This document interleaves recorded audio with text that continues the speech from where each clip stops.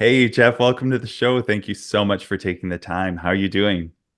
Very well, thank you. How are you? I am very good. I'm really excited to jump into this conversation. You and I had the pleasure of meeting in Vancouver not too long ago, where I was like, I need to have you on the podcast to talk about all the good stuff you're talking about. So, with that, I want to jump right into it. There is an anti-woke, anti-DEI backlash happening right now, specifically in the US. We're not strangers to it. We know a lot of budgets and things are getting cut. Why is this backlash happening? Well, I mean, first of all, it's worth saying it's not just happening in the US, right? It's happening everywhere. I live in Canada, but I'm English, and I'm in the UK right now.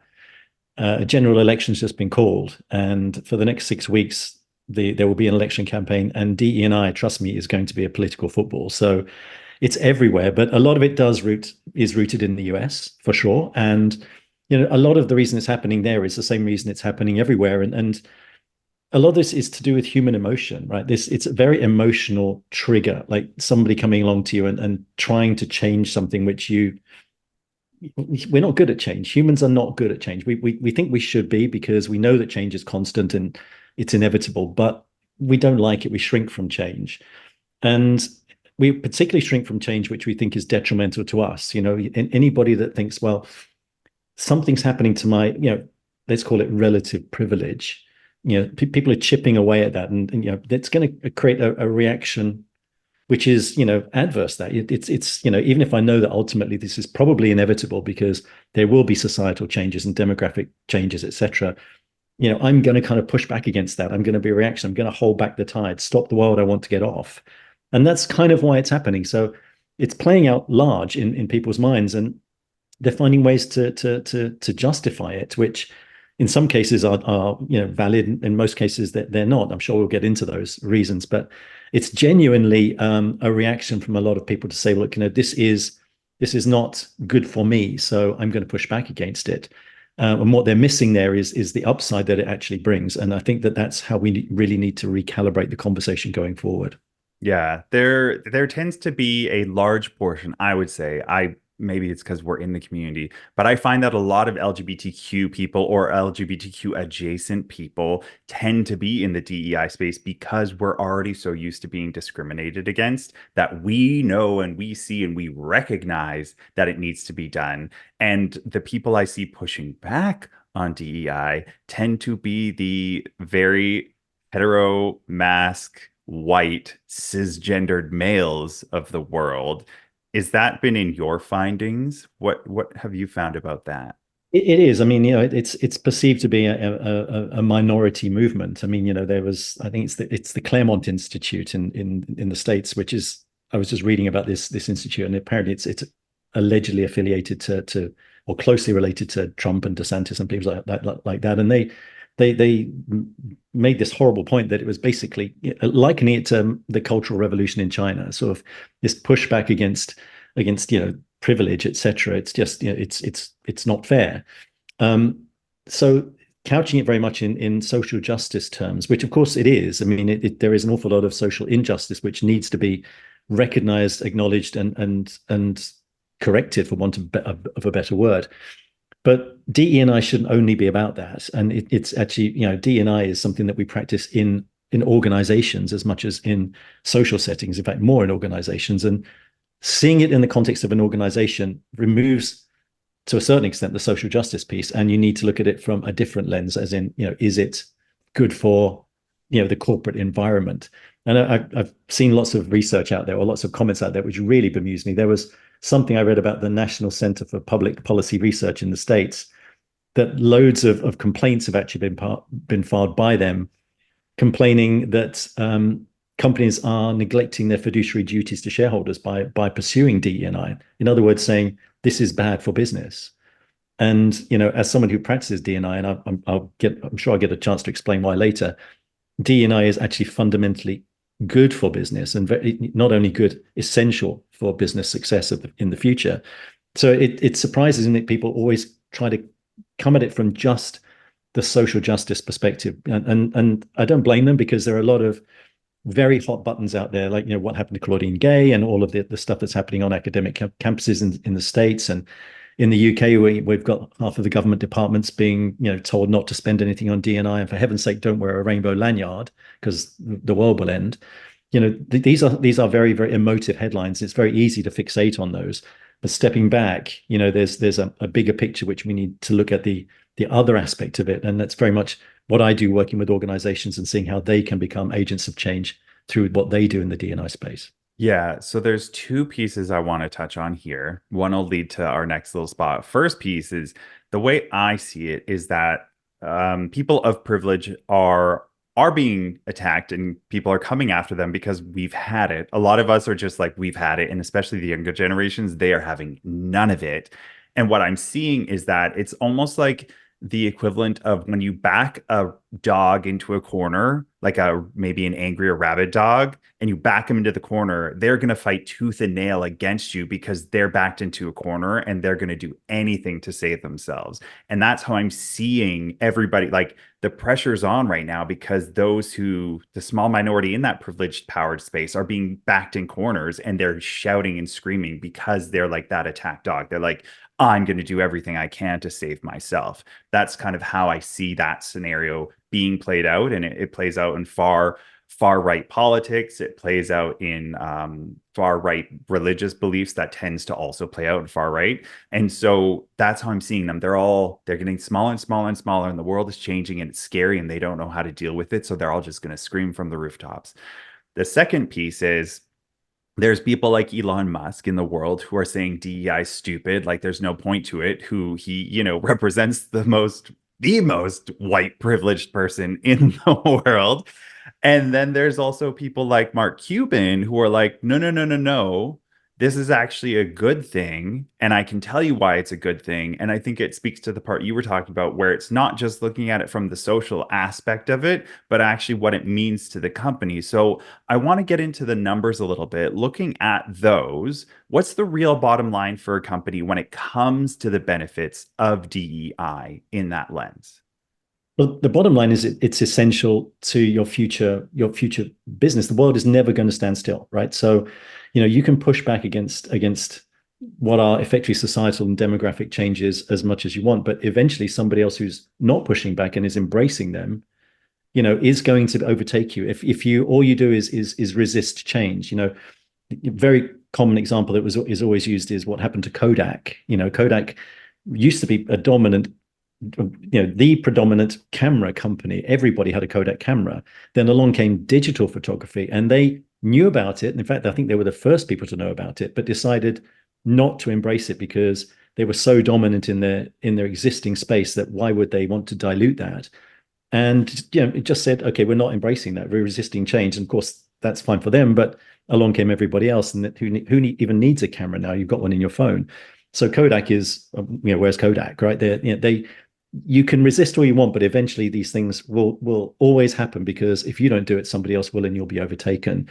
So the bottom line is, if you want to future-proof yourself or your organization, then you have to embrace change. And that means you've got to embrace different ways of thinking about things. And that's what Mark Cuban is basically saying. And it's what people like Elon Musk should say, because when you think, he's actually a disruptor. Like his business is very disruptive, as in they did things very differently than cars were made in a very different way.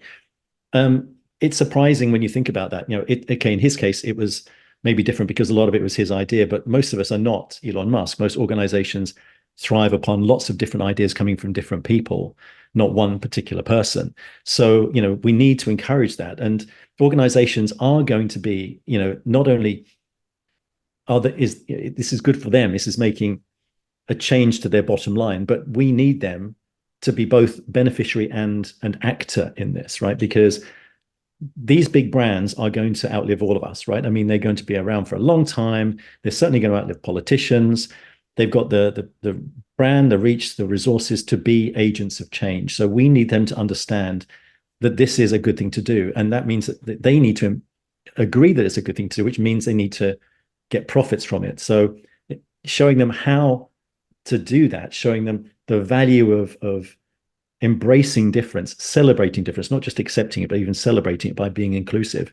That's how we're going to get them on side, because they are the agents of change we need, and we need them to be on side because it makes sense to them, and it is the bottom line. So this previous argument that I referred to about it being bad for business is utterly paradoxical in my mind, because it's a failure of corporate stewardship not to do this, in my view, because if you don't do it, then somebody else is going to overtake you, and that's the worst thing to do. So it's counsel of despair to keep pushing back against this. But it goes back to the point, as you were saying earlier, this dog backed into the corner. It's an emotional response. You're fighting against it. That a dog fighting in a corner is literally just screaming his way out. There's no thought in this. It's just reacting, right? So that's a little bit of an extreme analogy, but it could be seen to be what happens here. And emotions always outweigh logic in humans. We know that. Otherwise, I mean, I'm sitting in a country where Brexit happened, for heaven's sake, and everybody knows that was a bad idea. But it was done based on emotion, and all of the facts said it was a bad idea, but people still went with the emotion. There are certain U.S. presidents that probably shouldn't have been elected if you looked at it logically, naming no names. Yeah. But you know what I mean. So but humans will always go with emotion, and emotion is important, and that's why it is such a hot emotive subject right now. But we need to understand that emotions need to be part of it, but we do need to pursue the longer game, looking at it logically. Say, look, if you want to be future proofed, then this is the way you're going to have to go about it. You can't put a number on the bottom line, because this is about changing culture.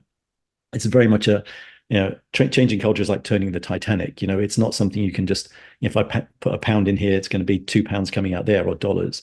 It's very much trying to play the long game. If you try to go short-term mentality, you're going to be pushed in the wrong direction of things like quota-based, looking at trying to achieve diversity, which you can just do through hiring, which is affirmative action, and is something which, of course, the Supreme Court has kicked out, quite rightly, because you shouldn't need to do affirmative action. If you create an inclusive environment, it'll make it, it'll do it for you.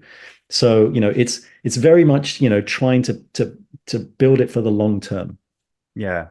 It's one of these things. We could go down so many rabbit holes with this, but it's one of these things where, as a younger person, I mean, I am a millennial, but I include myself in the thoughts and thought process of being a younger person. And I think that's one of the benefits of being of the LGBTQ community is we're so used to already being outside of the norm that we've created our own ways of being in the world, that when all of these things happen, we're like, well, yeah, we've known that forever. But it's because we weren't indoctrinated into the way that things are, because that's the way they are.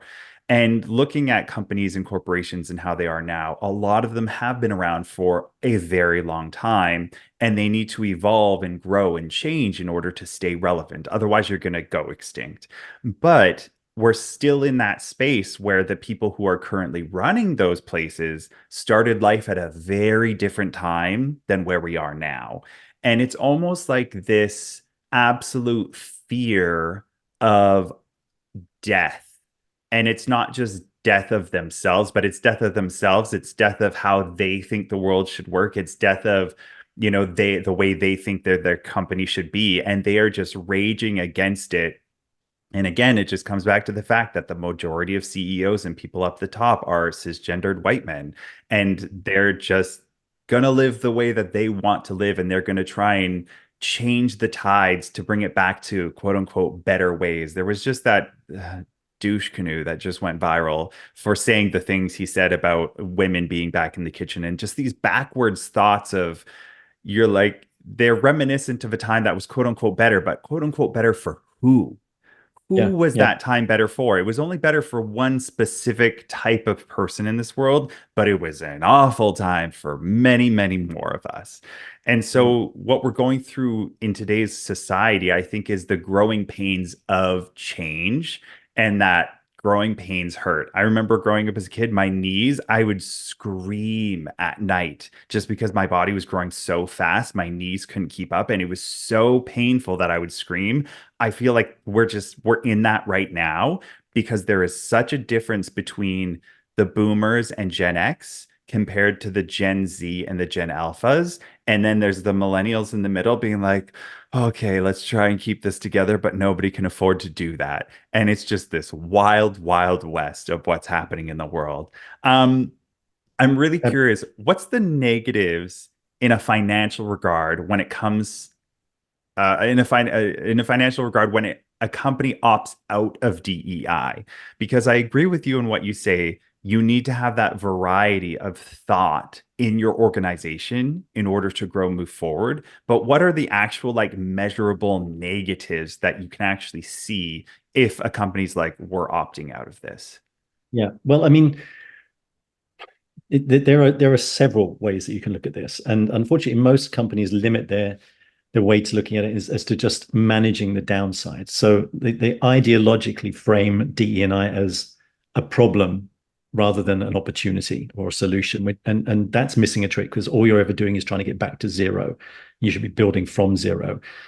But getting back to zero is one of the things that interests organizations, because there is a potential downside if you get this wrong. And this is more on the social justice piece, as in if I'm seen as an organization to be discriminatory or biased or whatever. And I think it was about a year ago, a Bloomberg Law report mentioned that there had been a 400% increase in wrongful dismissal lawsuits over the last 20 years. I mean, and you can see that there is a potential lot of money going at the door if you just get fundamentals wrong and you are seen to be a bad employer who treats people inappropriately. So if D&I is just removing that, then and that getting it back to zero, managing the downside risk, then there's some value in that. It's a limited scope value, but you can see that there is a value in that. And if that's simply just don't be a bad employer. Don't let people be inappropriate in the workplace. Do inappropriate things. That's a very limited frame. On top of that, I think the most the biggest point is the opportunity cost, not the actual cost of money going in the door if you're settling lawsuits, etc. The opportunity cost of money left on the table by not being inclusive. So manifesting itself in high turnover rates of staff, unproductive staff who are not engaged, lost customer base, etc. There was a report by Accenture, I think it was only last year, who concluded just US companies leave more than, not just exactly, north of $1 trillion per year on the table as a result of not being inclusive. That is a lot of zeros. That's a huge figure. And just by not being inclusive. So if you are being inclusive and you can just chip away at that trillion, that the value, every incremental dollar you can make by being inclusive is value that you're going to get back.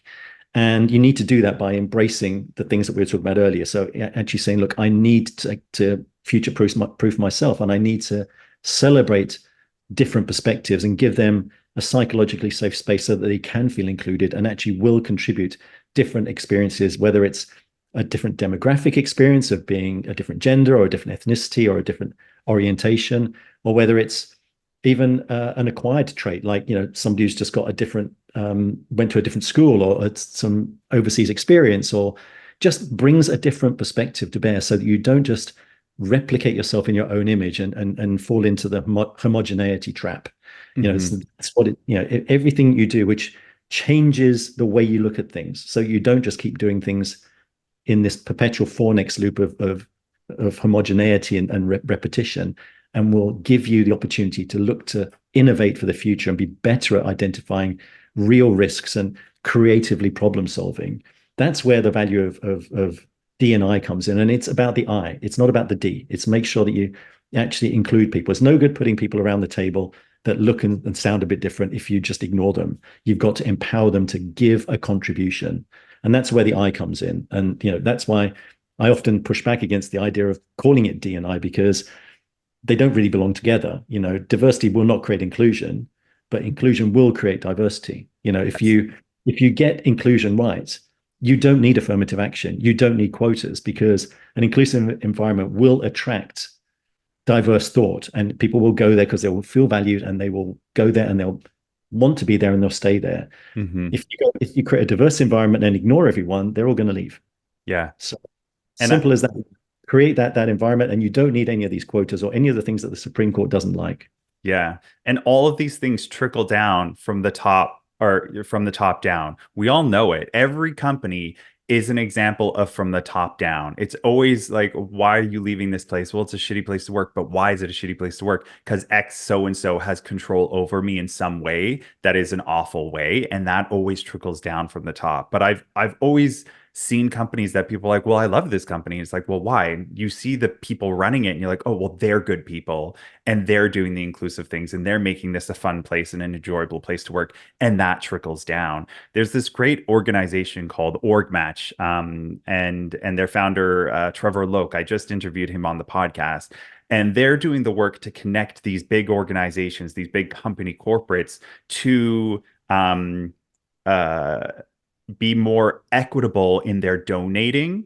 And he used the example of JC Penney and what's the company? It starts with a P. Patagonia. And how JC Penney went out of business and they were marketing and doing all of these things, but they just couldn't get ahead regular marketing wise. And Patagonia didn't do any of those kind of commercials. And all they did was they were just very strategic at their giving, and they gave to really inclusive things that nobody else was giving to, creating genuine relationship within these communities in these spaces. And like that brand power just exploded who they are. And that's why they are the way they are today, is because they don't do that typical. They go more of the inclusive route. And so Org Match is working to make it more equitable giving situation. So it's not just the typical people you always give to. They can really go into different communities, different environments, different places, and give the money where it really needs to go, to places where it doesn't usually go. And that to me is just, I mean, A, it makes you feel better and it's inclusive and it's just how I roll, but also you're improving the quality of life in so many different ways. And that creates that brand power that I think a lot of corporates are missing, that connect the piece dot, because everybody is just so concerned with shareholder value. They're missing the whole piece of the puzzle that would add the shareholder value if they just did it. Right. And that's the point. Is shareholder value is ultimately, there's more than one way to get there. And you can get there to a better result if you think about going it a slightly different way. And the point you're just making there is seeing things in a strategic sense. There is a moral sense to all of this, why we should be doing D&I, why you would be giving to certain causes. And that is important. But there's also a strategic sense. And Patagonia was obviously seeing that opportunity. So the two need to be seen together, and there are people out there who find it a bit icky to talk about the strategic/business type of mentality around this. We should just do it for because it's the right thing to do, which I completely agree, it's the right thing to do. But what we should do is where the right thing to do meets the best thing to do. They're not mutually exclusive, so put them together. And the point you're making around the strategic alignment, it resonates very strongly with me, because one of the failings I see of organizations who don't quite get this right is where they don't think of it strategically. There's maybe some lip service. There's a lot of nice words coming from the C-suite, but there's not enough follow through. And Gen Z is on that and that's, I hard. mean, they're not going to stick around, right? Everyone, the phrase is, people don't leave bad companies, they leave bad bosses. And if they're going to see bad bosses, at any stage in that, whether it's a C-suite or their immediate people manager or team lead or something like that, then they're going to react to it. And it's so interesting in as much as, I don't expect C-suite people to roll up their sleeve and do all of this stuff, because they obviously have lots of other things to fill their day, but they need to, create the right tone from the top. And they also need to create the space within the organization for other people to facilitate this. And typically, the work experience of the average person isn't their relationship with the CEO, because they are, stratospheres away. It's with their team lead or their immediate boss. And those are the people that create your day-to-day workplace experience. And if they are not getting the message from, the C-suite or the senior execs, and the resources and space and time and effort to prioritize what is effectively a business development thing, as in you're developing your staff well to promote the business, then obviously it's going to be crowded out into just, meeting the budget, making the widgets, whatever it is. So we have a failure of strategic alignment in that case. We're missing the fact that this is actually a sound thing to do for business, but we need to empower the people who are the change makers within the organization, the C-suite, to give the right strategic direction and the positive role modeling, and to facilitate what other people in the organization can do to deliver it so that everybody in the organization is able to contribute to their maximum or optimal level. And you need to see it from both perspectives of just, not just the right thing to do, it's the best thing to do as well. They're not mutually exclusive. The strategic part is very, very important. So, so I'm curious, why isn't DEI working as it should? Like, what effect is this backlash actually having in today's world that you're seeing? Well, actually, the effect is interesting. It's not actually having as much of an effect, a negative effect as you would think. If you read all of the press and everyone's saying, go woke, go broke, DEI is dead, etc. I mean, actually, most of the statistics are not supporting that. The business case is robust enough, and CEOs get it. They get it more, and I think they're more swayed by that than all of the political dialogue that's happening. And there was a survey done, I think it was actually even earlier this year by the I'm trying to remember who did it, but there was a survey of nearly 200 chief HR officers in the US asking them what their plans were for D&I, would they scale back, etc., for this year, and not a single one plans to scale back. And that's just because they can see the compulsion. And my favorite little piece in this regard is Jamie Dimon, who's CEO of JP Morgan, and at World Economic Forum earlier this year, he came out with a speech which I'm going to be paraphrasing, but he basically said, "Look, I'm red-blooded, nothing woke about me. Trust me, I'm the least woke person you'll ever see. But we are carrying on with our diversity, equity, and inclusion initiatives." And that's because he's realizing that you don't need to be quote unquote woke to understand that there is a valid reason to do this, and it's in his case because it makes business sense, and we want that to happen. It is the means by which we're going to get organizations like JP Morgan, which are enormously important and influential, to be change agents for us. And therefore they are going to get the benefits from pursuing this, but we are going to get the benefits from the consequences of them being a good corporate role model and change agent. So the negative benefits, sorry, the negative impacts are not as dramatic as perhaps you would think. But there are lots of things that are being done wrong. Let's be honest. I mean, as I've mentioned, framing the problem wrongly. It's ideologically seen as a problem rather than an opportunity or a solution. Lots of things in that regard. We have to take it on the chin. There's loads of things that we as DEI practitioners, and look at myself, are getting wrong as well. We are very good at making this very, very opaque, shroud it in mystery, bury it in jargon. In the end, this is about leadership development, right? We're talking about creating and boosting leadership skills. That's ultimately what DEI is actually about, to facilitate everything else that we want to happen. Why do we sell it as anything other than that? It's exactly the same as all of the other business and leadership development skills that we want people to have. So let's not make it sound this mysterious thing and bury it in jargon. So we get that a little bit wrong. So it's partly on us, and it's also on us to not get this, not sell ourselves for what we're not. We're not creating miracles here. We're all learning. Like, this is going to take time. And let's not pretend that we have all the answers. We're working on this together. So embrace that sort of learning journey, take the organizations along with you, and then make them understand that actually what we're trying to do here is for the greater good. It's not just, for an individual. It's not only about social justice. It's about doing things like developing leaders who will be champions of good causes, but also valuable causes, as in commercially valuable causes for the future. Yeah. Well, but that is kind of the big problem, is you can't ration with irrational people, and the ones who are saying go woke, go broke are the ones who are completely irrational. And it's, no matter what you say, it's, they were told this one thing or they believe this one thing, and it's just the way it is in their mind, and there's no wiggle room. Where there are people, like, I personally don't maybe support Jamie Dimon, but there are those people who are like, okay, but I can see the financial benefit, and money talks louder in his world.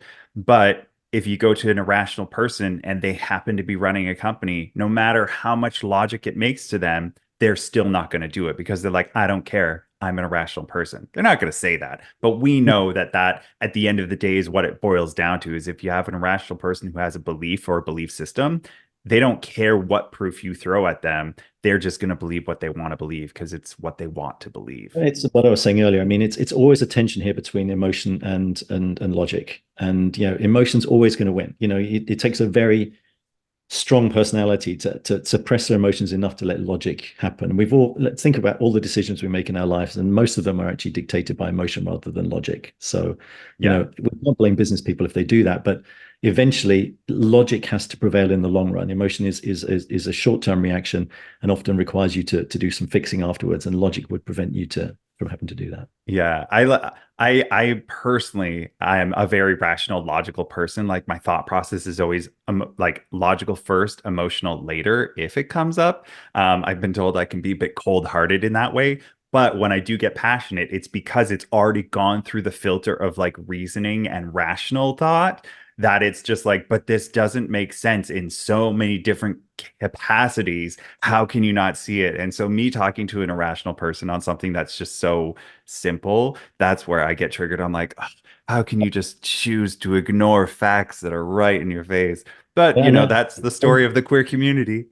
I agree with you. I mean, it's something like we're talking about now, and for me, surely it's obvious that homogeneity is not what you want. I mean, homogeneity of thought process, of experience, of how you frame problems, how you go about them. If you get homogeneity of anything too much, you're just going to get okay, think about the phrase "great minds think alike." That's the epitome of homogeneity, right? Because they're all great minds, they think alike. But that's the problem. They're great minds, but that's the definition of insanity, right? Keep doing the same thing, expect a different result. That's what great minds will do for you. If they all think alike, you're going to get the same thing. It might be a good thing now, but it won't always be a good thing because other people will do something else. Mhm. So, you're in this kind of like, pushing back against change, but too much homogeneity is going to keep you where you are. And, particularly if you don't embrace, differences of opinion, perspective, experience, lived experience, and heuristics. I mean, just the way you go about looking at potentially framing a problem and how you go about thinking about it. If you don't embrace that, then you're limiting yourself completely. And for me, it's all about trying to create an environment, psychologically safe environment, which empowers people to do that. So, it's not because we want to be nice to the minority or bless them, they deserve a leg up because they've had a hard time over the last X centuries. Yes, they have, but ultimately in this context, it makes sense to empower them because they do have a value that you need to unlock. Because the perspective is something that you don't have, and you really need it. So, in kind of rounding out this conversation we're having, what should organizations do then? Okay, I mean, at the risk of repeating myself, the first thing they need to do is bite the bullet and say, look, icky though it is, I need to accept that there's more to this than just the social justice piece. There is a business case associated with this. And fan or not of Jamie Dimon, I guess that's what he's done. He's reconciled in his mind. This isn't me, but I get it. And this is what we're going to do. So embrace the business case because that is the first and foremost thing that you need to do. But there's lots more sort of functional things that they can do. I mean, recalibrate it, as say, I mean, related that, recalibrate the whole thing ideologically as not just a problem, it's an opportunity. Get that into your mind. And it's not only about not getting sued and trying to keep yourself at zero, it's how do I get extra? How do I unlock that $1 trillion which we're leaving? Think about it as a glass half full rather than just a glass half empty. So it's ideological. There's lots of other things that people can do, and a lot of it comes down to the way that they think about it and deliver it. I mean, there's a thought out there quite interesting at the moment that we should just be rebranding the whole thing because there's a stigma associated with DE&I I was going to associated. say there's a bad branding on What DEI about that? these days. And what can you do because it's there? But I mean, in my view, as I said, I don't even like the D because in a way that's just the means to an end. The I is what you want. Inclusion is what creates the value, and it should be in the front office. This is what organizations should do: is say like, okay, let's not call this an HR initiative because anything that lives in HR is going to get the sort of necessary evil mentality from everyone. I've got to do it. Yeah, fine, but I don't love it. it's not this strategic alignment, like we were talking about this earlier, means that this actually is so important to the business case. It doesn't belong in back office in HR. Bring it out of that, have it in the front office, have it report directly to the executive, put it in everything that the front office does. And you don't necessarily even need to call it anything because it's in part of the executive. But if you do, maybe call it something to do with the I, the inclusion. And I would say even, take it to like innovation and improvement, because that's what it's going to do, like make it part of a business development type mentality. So that sort of thing is a good way to make sure that you're changing the way that it's perceived. But then it's just on a much more functional level, just get serious about this stuff, right? There's a terrible failing, and it's probably partly because it can often not be seen as strategically aligned. It's much more tactical sitting in HR. And I see this from organizations a lot. It's very kind of episodic. They just go like, oh, okay, let's do a one-off training and everything's going to be fixed, right? So let's give everyone unconscious bias training and the world will change. Well, no, I mean, that will only happen if it's part of a broader scheme of things, which that's plugged into. And I've been on several unconscious bias training sessions, and I went back to my desk and my world was exactly the same and nothing else that around me had changed, which needs to be the case. It needs to be seen to be part of a broader change where everybody understands why we're doing this and what needs to happen. It's not just a box ticky exercise where you go along, tick, done that, and I'm all good now, problem solved. That is not the way to change things. That's very optical. It's very performative. We need to be much more transformational rather than transactional, if I can use that analysis. It's very much like, okay, where are we trying to plug this into? So I work with organizations a lot, and I have to resist a lot of the time the temptation to just do the one-off thing, because especially at this time of year, coming towards Pride, everyone wants to do something. But I always want to know, well, where does that plug into the bigger picture? What are you doing the rest of the year, and how does that work with your plans around change management, and what are you doing with your execs and you're training up your managers and things like that? We're gay all year round. Exactly. I mean, and it's not just all year, it's on every axis, right? So it's not just around time, it's around all of the bits of the organization. Don't just do it on a little lumpy, episodic, tactical, not strategic basis. Make it transformational rather than transactional. So that's a very functional thing about the delivery. But over and above that, I do think like reframing it ideologically, possibly even rebranding it, definitely repositioning it so it's in the front office. And then also just making your peace with the ickiness of the business case. I think those are key things that organizations can do to get this right. Well, I mean, yeah, it's to me, it just seems foundational. Like if you want to have a company that does well, it needs to just include people and just come from that kind of state of mind, I guess. But I grew up in a certain time frame where I'm like, yeah, of course you include people. Like that just makes life so much more rich and the experience is better. But I didn't grow up living in a silo. I grew up living in a very multicultural place and having very multicultural experiences, growing up gay. Like all of these things add to the, spiciness of my life, I guess you could say. Whereas if I grew up in the middle of nowhere in America where absolutely everybody was exactly like me or similar to me and there was no differences, like you don't know what you don't know, right? So thank you for all of those. No differences, right? And that's the problem. That you had a difference which, and take myself, I mean, for half my career I put my difference away because it wasn't safe for me to bring my difference out. And that's what you want, people to actually embrace their difference, because that's the value add. If there is no difference, as you're just saying, you're just going to keep getting the same result. Exactly. All right. So, final thoughts. What do you want to leave people off with? Everybody just needs to take this seriously. It's very easy to be misled by the headlines and just say, look, woke, go broke. It's just a bad thing. It's about, trying to, give a sop to it's poor people who've had it hard for, decades / centuries / millennia. There is a social justice aspects to this, and it's very important. And I don't want people to not, to take away anything other than that message. But don't stop there. I mean, there is a really compelling upside in doing this, both individuals and just in terms of the enrichment that you get as a person by having lots of different perspectives that come to you. I mean, what sort of person wants to have people who are all the same as their friends? I mean, you want to have lots of different things going on in your life.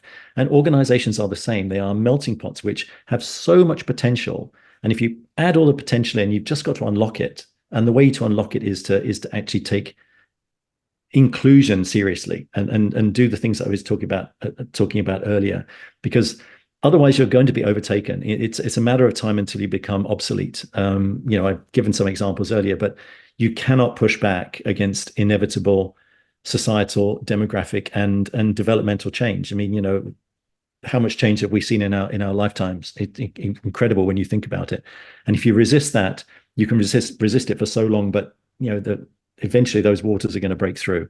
Somebody else is going to overtake you if you don't take this seriously. So contrary to what they're saying, believe that this is good for you to do. It is not bad business. It is bad business not to do it, because eventually that's a failure of corporate stewardship. Your shareholders will thank you in the end for embracing this. They certainly won't be punishing you for doing something which is really future proofing. Money talks. So if you're bringing in the money, it shouldn't really matter to them. Do it the right way. You're going to The probably end up shareholders, making more. Look at Patagonia. absolutely. It's a win-win for us as well. Exactly. We It's end a up win-win with for everybody. Anyways, we could go on for hours. Where can folks find out more about you, Geff? Thank you. Well, they can find me by my websites, which is theinclusionimperative.com. So that's the name of the diversity, equity, and inclusion consulting practice that I run myself. I'm also very active on LinkedIn. So if you can find me with the horrible spelling of my name, Geffrye, which is shown on the screen, that's where Yeah. you'll find me on LinkedIn. And I'm very active there. So those will be the two main ways. I'm based mostly in Canada, but I spend a lot of time in the UK. But we're all available online anyway. So please do find me through one of those routes, and I'd love to continue the conversation with anyone who's interested. Perfect. Well, thank you so much, Geff. I will have all of those links in the show notes for everybody. It's been an absolute pleasure having you on the show today. Thank you so much, Calan. I've really enjoyed it. Thank you.